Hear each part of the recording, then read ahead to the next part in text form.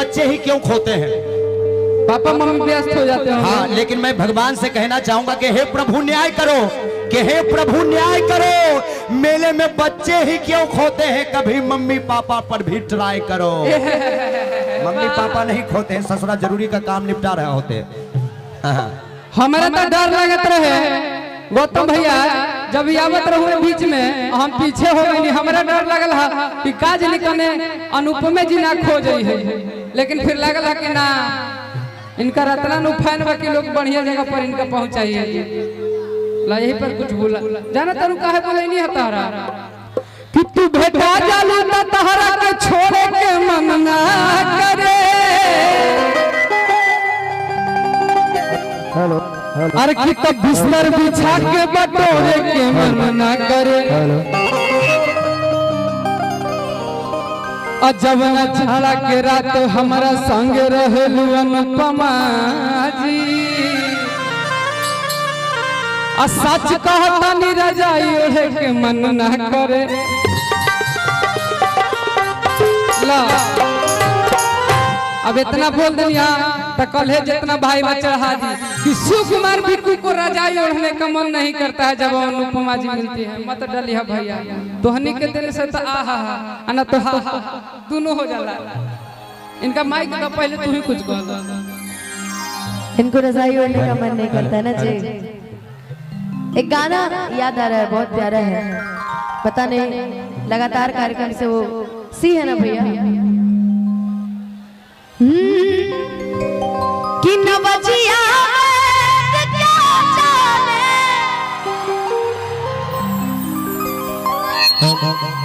मुझे दिल की बीमारी है, मुझे दिल की बीमारी है,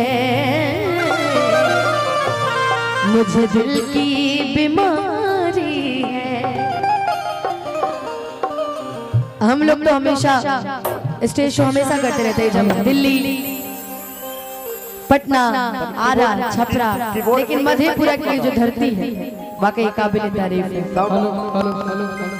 उठाइएगा इसको, आप कंटिन्यू रहिए। एक गाना इनके लिए हम गा देते हैं। गा दे जी, बहुत देर से मेरे लिए बोले जा रहे हैं कि हम कैसे हमके तोहरा से प्यार नहीं थे, कि हम कैसे हमके तोहरा से प्यार नहीं थे, कि तोहरा सिवाय जग में केहू हमार नहीं थे।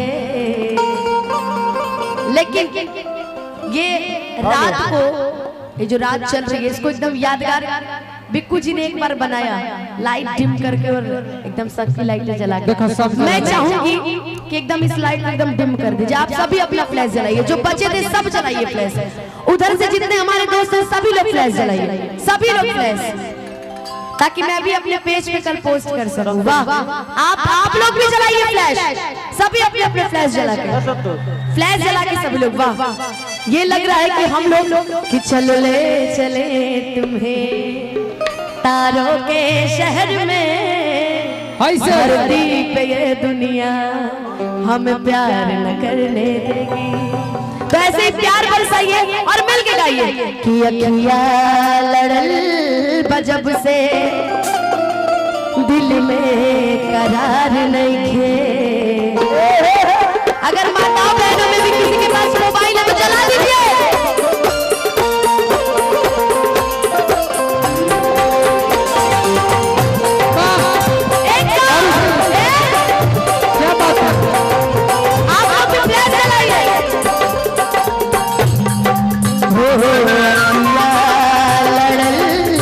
जब से दिल में करार नहीं है, अखिया लड़ल जब से दिल में करार नहीं है। हम कैसे हमके तो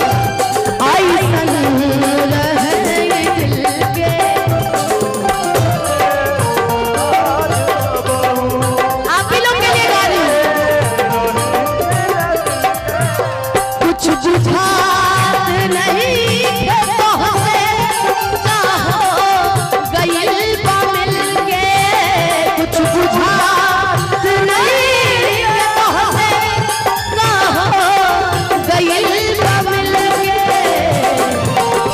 कि पहले नहाले ऐसन हमरा से ना रहे गबे दिल के इधर कर आ कुछ बुझात नहीं के हमके का हो गइल बा मिल के। ये आप लाइट एकदम डिम कीजिए, एकदम डिम कीजिए लाइट। शर्मा अब हमारे सारे भाई लोग सारे दोस्त लोग अपना मोबाइल बस ऐसे ऐसे करेंगे, सभी लगना चाहिए कि हाँ सब बैठे हैं ना जी। वाह अब जलाइए। अंधार मत तोहरा सिवाय जग में केहू हमार नहीं है, तोहरा सिवाय जग में केहू हमार नहीं है।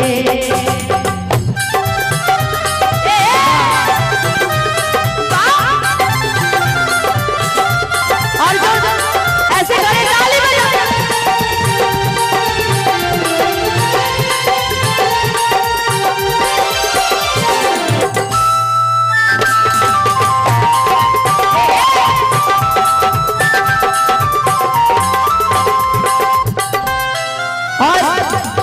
इनके लिए कहना है सोचत रही तोहके तोहर नाम में दिल बधर के वो जिंदगी जिए मनवा पहिया तोहर पकड़ के जिए पहिया तोहर धीरे धीरे जलाइएगा लाइट को, आप सभी धीरे धीरे अपने फ्लैश बंद कीजिएगा।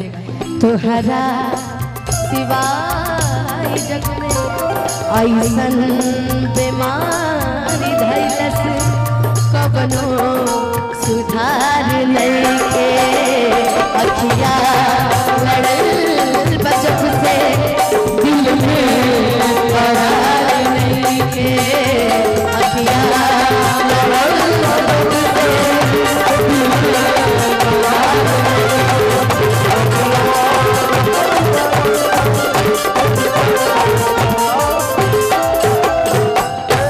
ये था आज का नजारा। और कल के पक्का है सभी के फेसबुक यूट्यूब माध्यम से लगेगा कि हाँ आज मधेपुरा में ऐसा लग रहा था जैसे सारे सितारे एक साथ खड़े हैं, क्योंकि हमारे लिए आप सितारे हैं।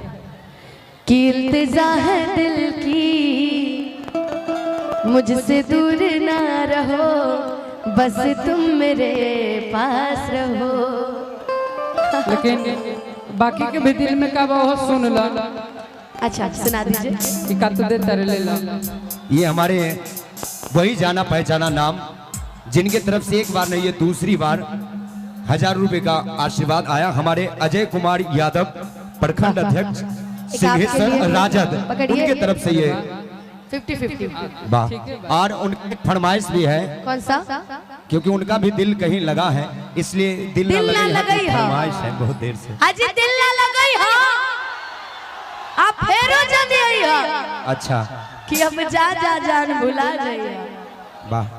ये गाना ना तू पहले गाना भैया को सुना दो, कर बाद हम क्या करें। आप कुछ बोलने वाले थे आप। हम बोले पहले उनका फरमाइश पूरा कर दो, कर बाद टी लगाइए टी। मैं देख रहा हूँ हमारे गौतम सर कि जिधर देखो उधर इश्क के बीमार बैठे हैं, कि जिधर देखो उधर इश्क के बीमार बैठे हैं।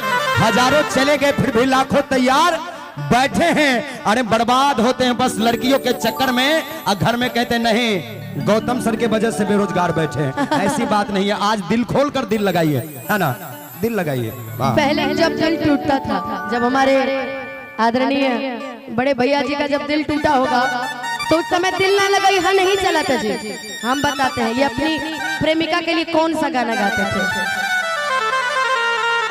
लेकिन उससे पहले एक सूचना है, थोड़ा सा पढ़ देते दे हैं। दीजिए दे दीजिए। रिंकू दीदी तुम जहां बैठी हो वहां एक बार खड़े हो जाओ, गौतम तुमको खोज रहा है। चलिए ये रिंकू दीदी जहां भी एक बार खड़े हो जाएं, आपके घर वाले आपको ढूंढ रहे हैं, इसलिए एक बार खड़े होकर उनको बता दें कि आप कहां बैठी हैं, खड़े हैं। चलिए बहुत बहुत शुक्रिया। आइए चलिए सर की फरमाइश है तो आइए उसी ओर चलते हैं। जब हमारे बड़े भैया का दिल टूटा था, जिन्होंने ये फरमाइश की, वैसे तो ये फरमाइश हर एक युवा के दिल की फरमाइश है।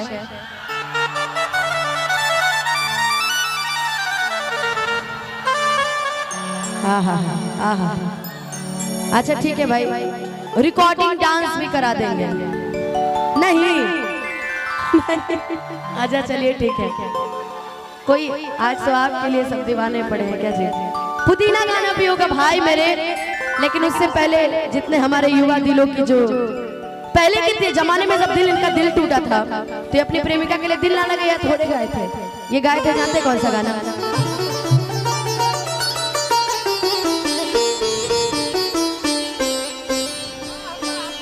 जीता था जिसके लिए, जिसके लिए मरता था, जीता था जिसके लिए, जिसके लिए मरता था।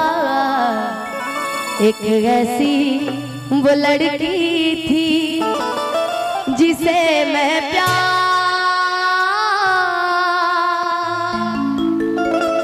करता था। लेकिन अब के नौजवान का जब दिल टूट रहा है तो वो एक ही गाना गा रहा है कि हम करी प्यार तो हंसे तू ना सजा देलू, कि हम करी प्यार तो हंसे तू ना सजा देलू। तहर दिल हो विचार जल कहीं लगा लूं, तहर दिल हो विचार जल कहीं लगा लूं। हम करी प्यार तो हंसे, हम करी प्यार तो हंसे तू ना सजा देलू। जिनका दिल टूटा होता है ना वो मुस्कुराते बहुत गजब है। जिनका दिल टूटा होता है, जैसे हमारे मुन्ना जी, इनका दिल 97 में ही टूट गया था, आज भी मुस्कुरा ही रहे हैं कि हम करी प्यार तो हंसे तू ना सजा देलू। तहर दिल खाकी चार जल कहीं लगा लेलू, तहर दिल खाकी चार जल।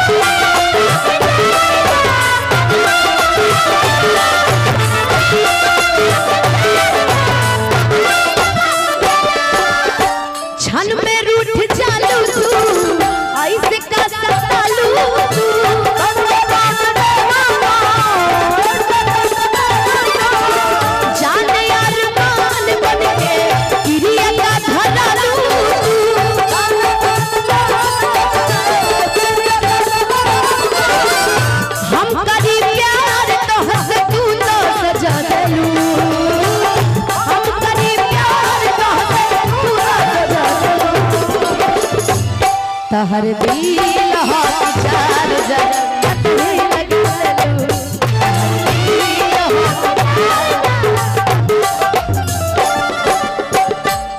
आइए आते हैं मेन मुद्दा, मेन गाने पे।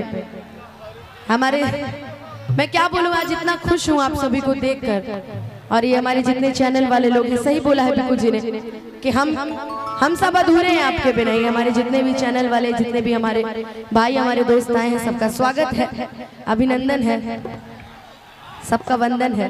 आइए। हो कि दिल ना लगई हा,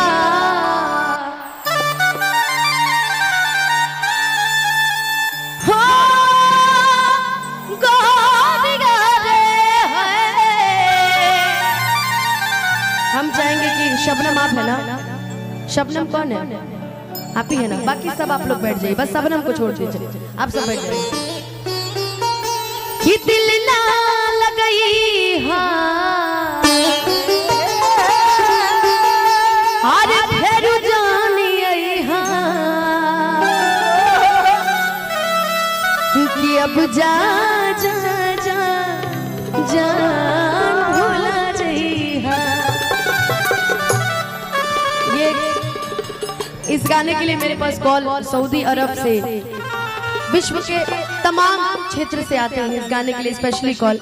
कि तोरा बिना दुनिया वीरान लागे गोरी रे, कि जिया दे सरिया हो, कि जिया दे सरिया बेजान लागे गोरी रे, कि तोरा बिना दुनिया वीरान लागे गोरी रे। इश्क किया बदनाम हो गए, कि इश्क किया बदनाम हो गए, चर्चे हमारे सरेआम हो गए, और जालिम ने दिल उस वक्त तोड़ा जब हम उसके इश्क के गुलाम हो गए। किसी के पीछे ज्यादा भागिएगा ना तो आपसे कभी प्यार नहीं करेगा। कोशिश यही कीजिए कि उस इंसान को अपने पीछे भगाइए। हमेशा प्यार कीजिए, सम्मान कीजिए, लेकिन सर के ऊपर नहीं, हमेशा लेवल में। कि दिल ना लगाई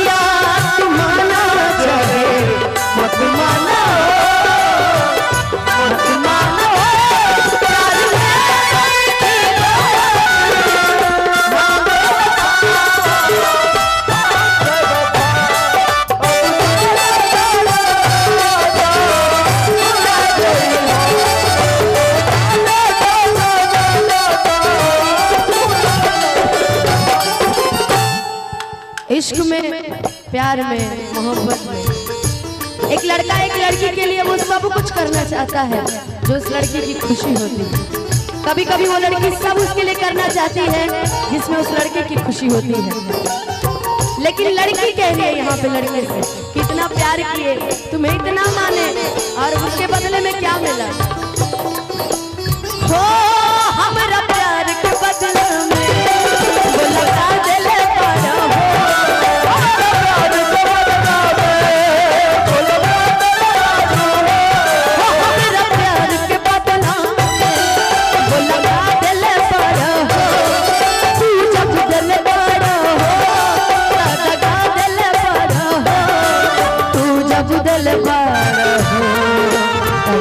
दिल बड़ा हो तू जब दिल बड़ा हो, तब दिल बड़ा हो।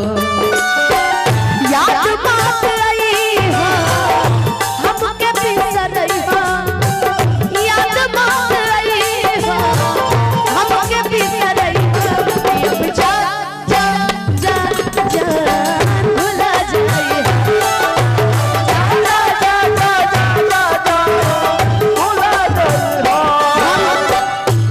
किसी चीज पे नहीं, हम सिर्फ एक ही चीज पे, उस इंसान के मरते थे, मरते हैं, मरते रहेंगे। और आज हम वही गाना आपके लिए गा रहे हैं जिससे हम प्यार करते थे, हैं और रहेंगे। यारा यारा तेरी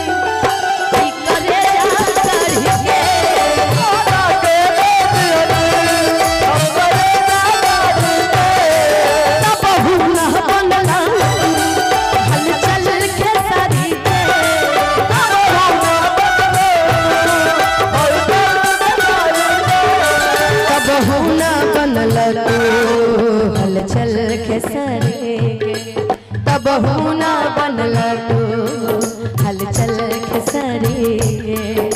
इसके बीच में मैंने गाना और जोड़ा था, और इस दिल में क्या रखा है तेरा ही दर्द छुपा रखा है, तेरा ही दर्द छुपा रखा।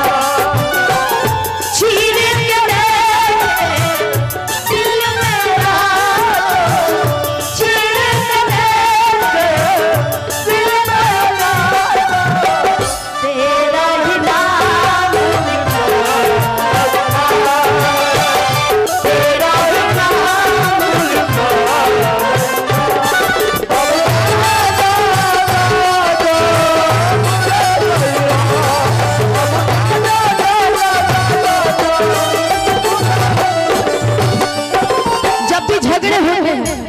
जब भी झगड़े होते हैं, जब भी हम लोग एक दूसरे से लड़ते हैं तो हम तो एक ही चीज कहते हैं उनसे, मतलब अभी आपसे कह रहे हैं, हम उनसे कहते हैं गोलू बाबू, हम उनसे कहते हैं तो हरा से साथ जब छूटी हो दुनिया का माजा लूटी,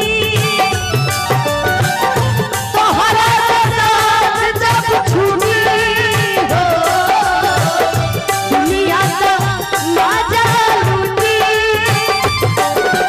तू चल जाइबा कहिए हमरा दिल के टूटी टूटी, भाई लगाइए तना सयान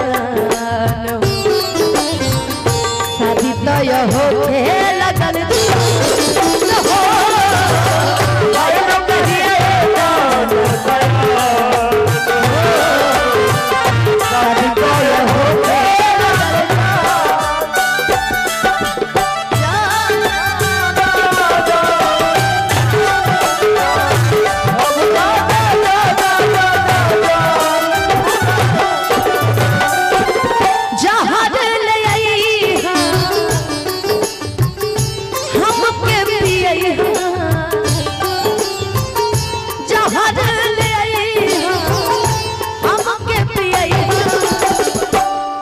लेकिन चलते चलते गोलू बाबू हम जानते हैं, हम सब जानते हैं, हम जानते हैं तुम हमें नाशाद करोगे, तोड़ोगे मेरा दिल मुझे बर्बाद करोगे, तोड़ोगे मेरा दिल मुझे बर्बाद करोगे। लेकिन फिर भी तुम क्या याद रखोगे कि हम सब जानते हैं कि तोड़ोगे मेरा दिल मुझे बर्बाद करोगे, दिल फिर भी तुम्हें देते हैं, क्या याद करोगे, क्या याद करोगे, क्या याद करोगे, क्या याद करोगे कि अब जा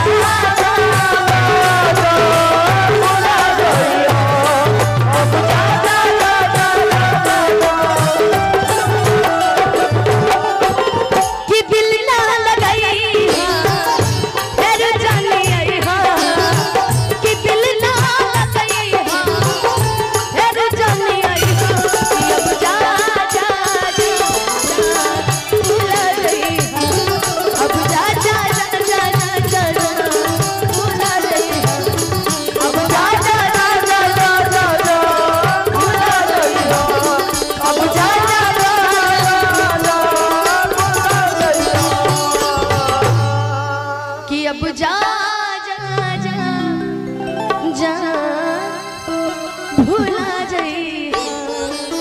ये तो थी हमारे बड़े भैया की फरमाइश।